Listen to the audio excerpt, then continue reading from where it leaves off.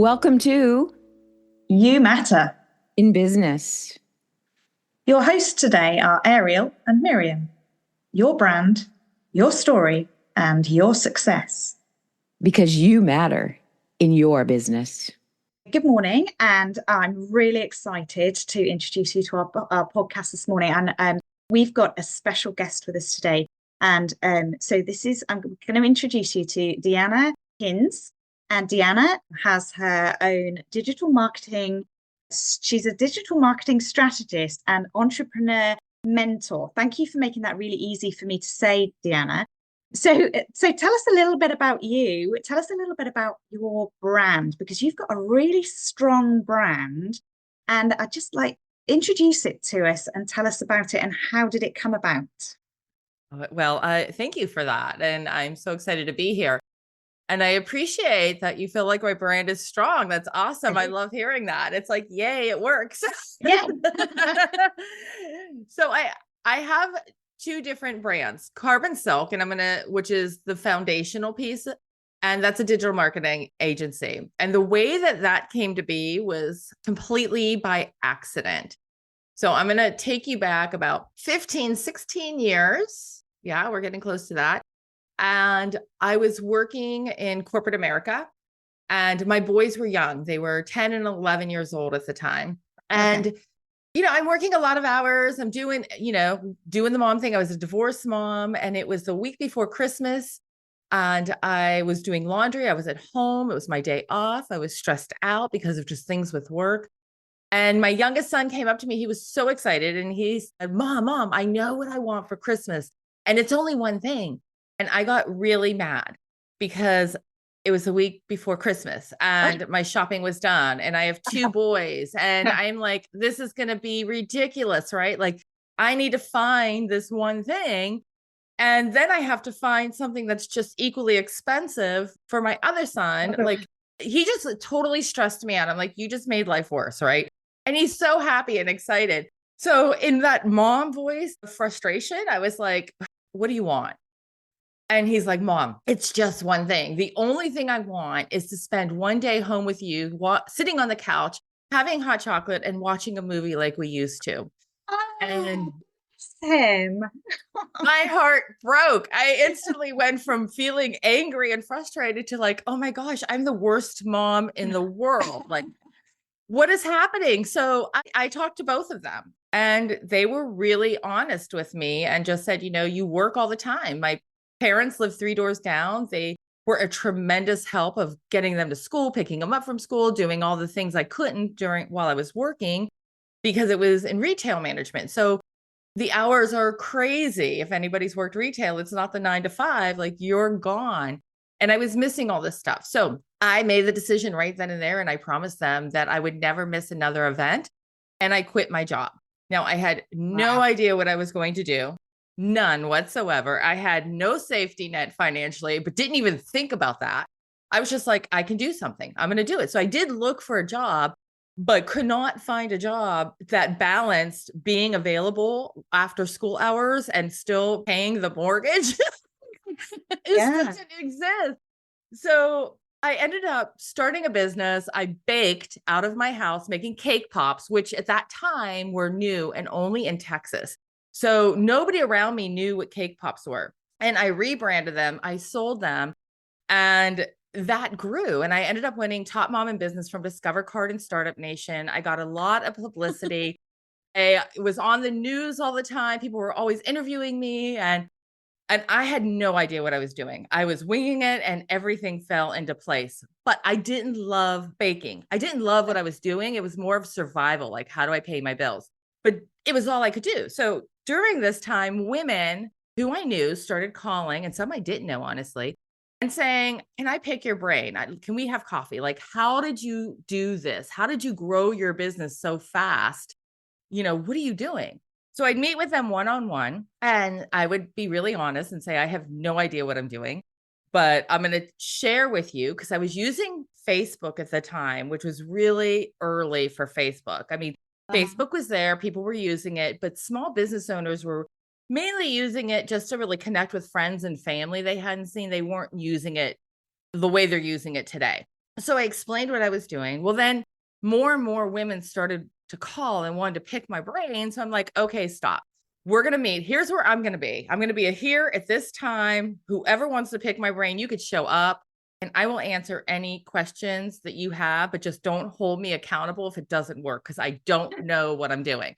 And they showed up and it worked. It kept working. And these women were growing their business and they were scaling and they were just, it was so cool to watch. I'm like, oh my gosh, like this really works. Well, I did that for a long time, for a couple of years. And then finally I'm like, business here. Yeah, you became a coach. I did. And so then people wanted me to do it for them because we all know how time consuming social media is. And I had to teach myself how to design websites because I had no money. I had to do it on my own. And that's how Carbon Silk came to be, was just me doing it for other people.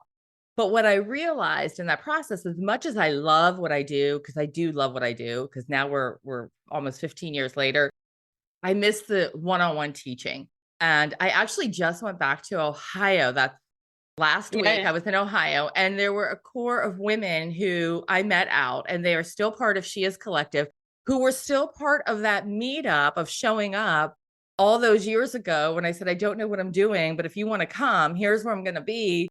And they're still there and their businesses are still growing, and it's really fun to see. So it's kind of come full circle, right? Where now I'm working and mentoring entrepreneurs, and I also have the digital marketing agency on this, not on the side. It's the meat and potatoes. It's the foundation.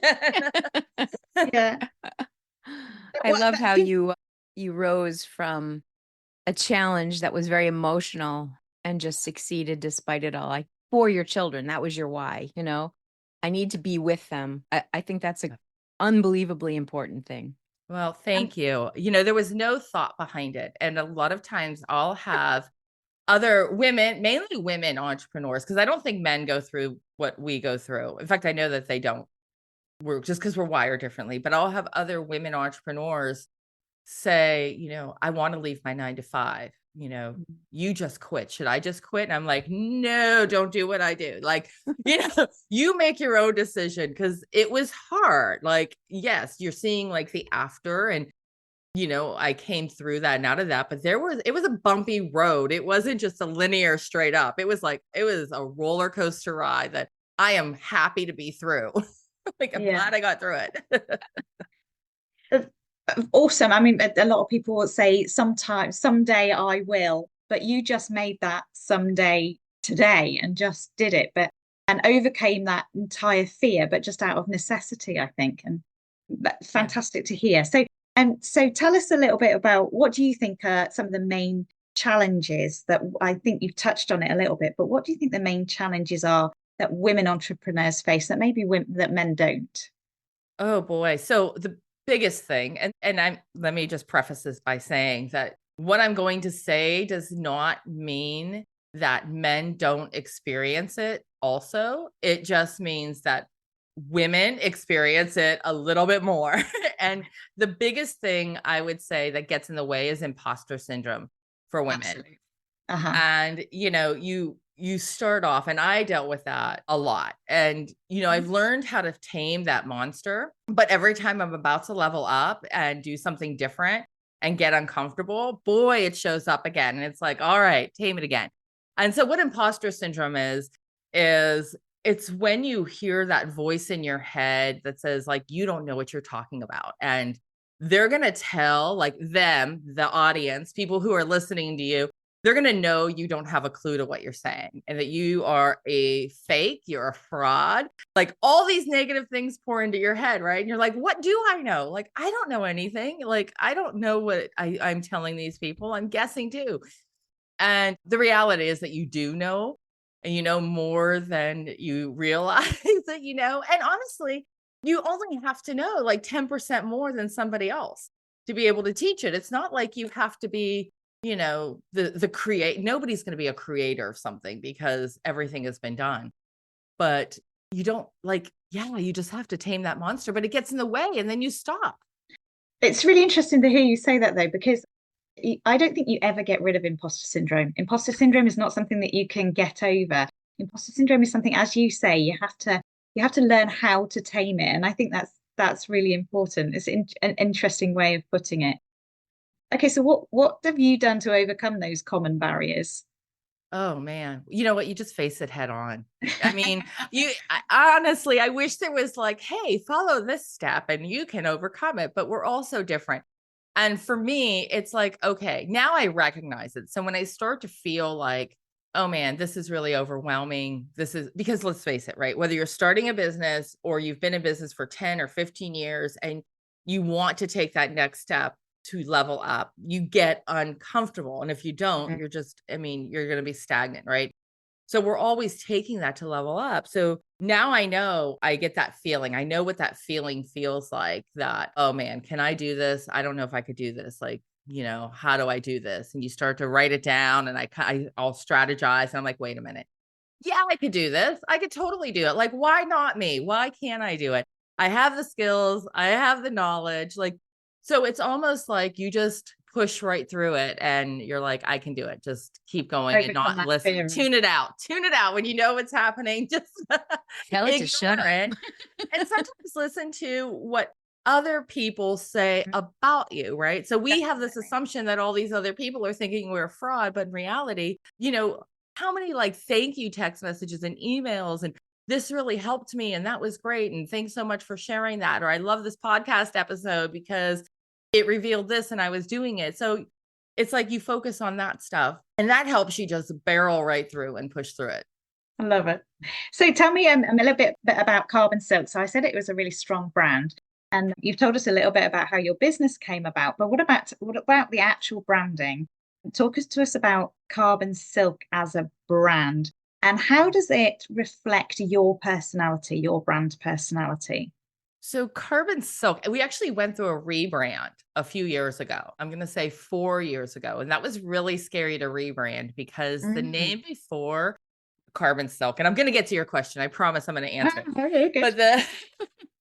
But the name before Carbon Silk was a very cutesy, fun name because I never expected to be doing this as long as I was doing it. And then it was like, wait a minute, like that's not my brand anymore. And it's something different. So coming up with the name was the hardest, but I wanted a name and I wanted a brand. Looking at my ideal clients and the people that I was working with, I wanted something that was strong, right? Because you want to have a strong brand and you want to stand out from everybody else, but you also want to be timeless and you want things to be very smooth. And when I say smooth, when you look at digital marketing, the biggest frustration that small to mid-sized business owners have is that you have all these moving parts. You've got social media, you have your website, you have SEO, you have email marketing, right? You have a podcast, like you have all these moving parts, but most people don't really understand how they all work together and how it's actually just a very smooth machine that gets the job done. It's not those clunky individual pieces. So I wanted something that was that strength, that was timeless, and also very smooth, that it's like, yes, let's get everything working as one and just move forward. So that's where Carbon Silk came to be. And that's the brand. Like we do want to stand out. There's a lot of moving parts in digital marketing, and you want to make sure you're doing it right and not just doing it good enough. Does that make sense? Yeah, Yes. definitely. So how do you help other women in business? How do you think you help them to translate their brand personality so that it retains that kind of professionalism, but also that I can't even say it, sorry. Authenticity. Authenticity, that's the word. Yeah. How do you get to balance that professionalism and authenticity and help women do that through their brand and through their websites? Well, it starts with a conversation, and the beginning of the conversation, like most women I work with really aren't sure what their brand is or what they want it to be when you first start to talk to them. They just know what they like and what's in their head, and it's all revolves around them as the individual. But you start the conversation and you start to find out about their business, and you dig deeper into who are you targeting? Who are you talking to? And, you know, what do they want? What do they see? And one exercise that I do share a lot when people really aren't sure, because even though it says just who's your ideal client, a lot of times people are like, I don't know, I could serve everybody.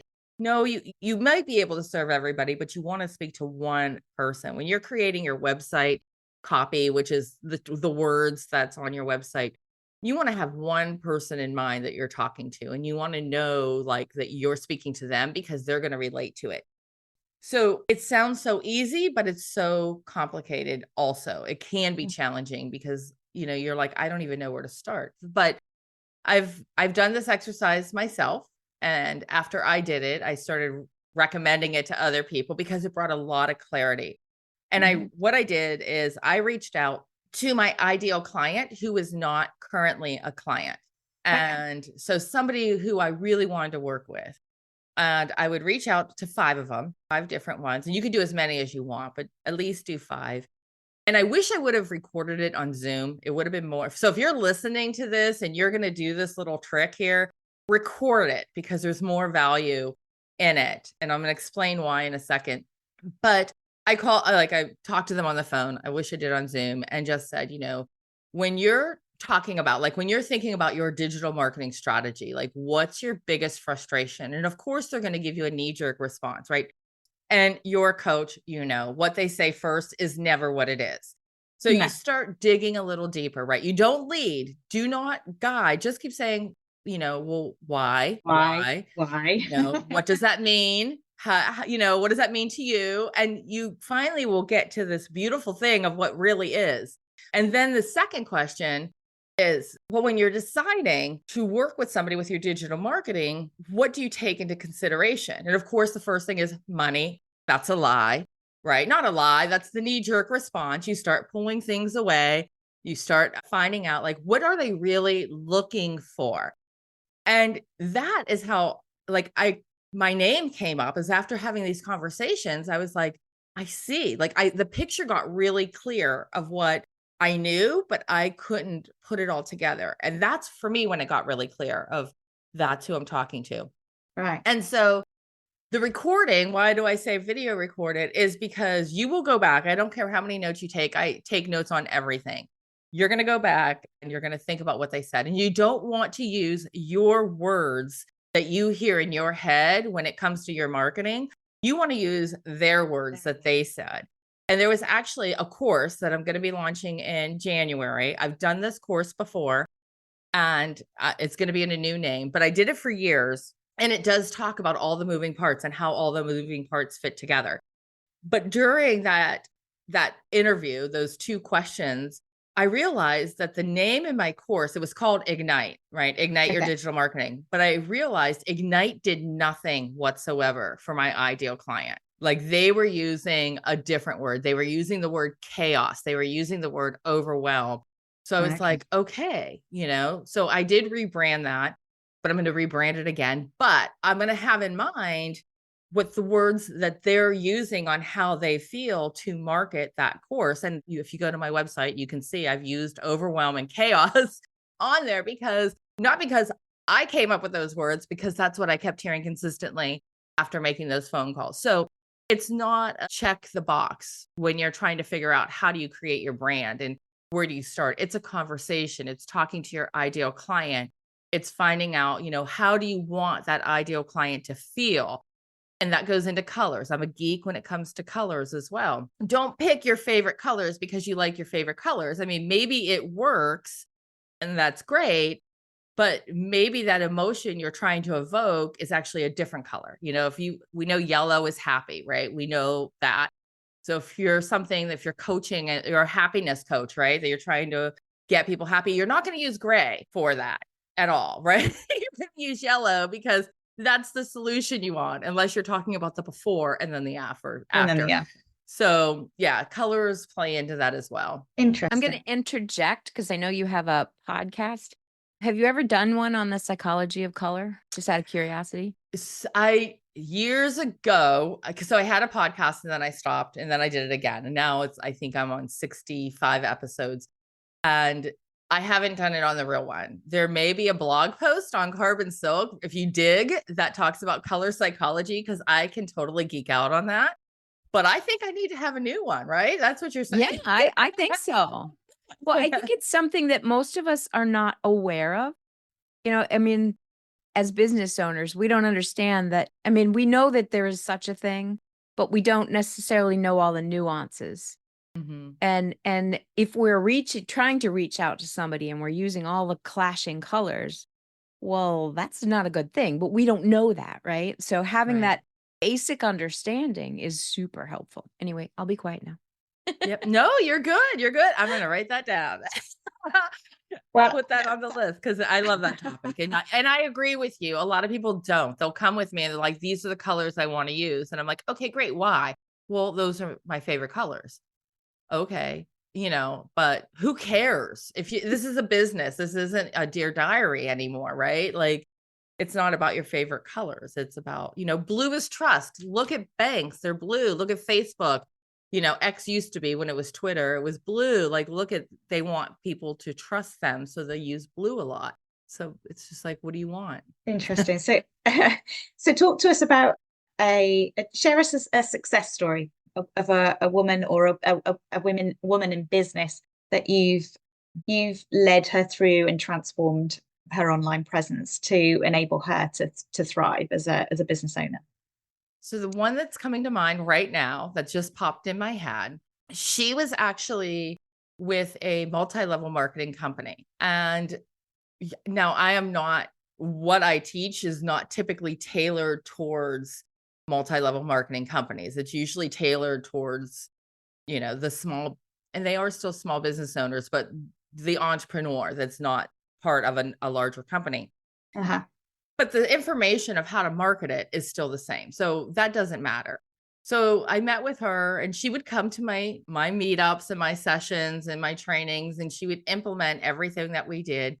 And I saw her over time start from like this first level, multi-level marketer who was just like her products and having these shows, right, that they encourage you to do, to getting all these awards and moving up the rank. And it was so cool to see her standing next to, like, when she'd go to their big events, standing with like the owner or the president or something like that, accepting an award. That was really neat.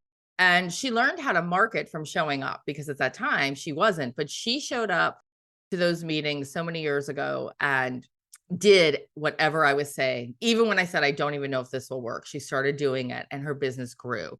Well, that multi-level marketing company ended up closing and going out, but she took all that skill set and then opened a store in her area and used all the same skill set. Well, fast forward, this multi-level company has just now reopened, and she's right there with that leadership team, helping with the launch and the growth, and just started, just as somebody had signed up. So sitting back and watching her, and she's actually moved to Florida now. And it's, we got to catch up in person and get some coffee at a local shop downtown in DeLand. And it was really neat to talk about all that stuff and reflect back on, when she first started. But I feel like every time I see somebody who's been part of one of my workshops win, it's so rewarding. I have another girl, and I know you didn't ask this, but I have another girl who taught yoga. And she did this. She was from Pennsylvania. She was a yoga teacher, and she would work at different spas. And 2020 happened. And in 2020, her mom actually bought her access to my course where it talks about all the moving parts. And so that was her gift. She's like, take this class with Deanna. So she did. She took the class. She's now moved to Portugal. She has a studio in Portugal. Her business is growing. It's amazing. She's like working on becoming a citizen. Her family lives in Portugal, which is why she chose there. She went to visit and she fell in love with it. And she's there. And I'm trying to think of what her Instagram handle is, but she's doing all the great stuff. Like, she's sharing the reel, she's creating the content, she's bringing you value more than she's talking about the sale, right? But through bringing value, you're ready to work with her if you're over there, and now she's doing events. Or retreats. I apologize. She's doing retreats And it's just so cool to sit and watch everything that she's doing. It's awesome. Very cool. Thank you, Deanna. That's been really inspirational, and I've learned an awful lot of hearing about your experiences and how you've really supported women and watched them thrive.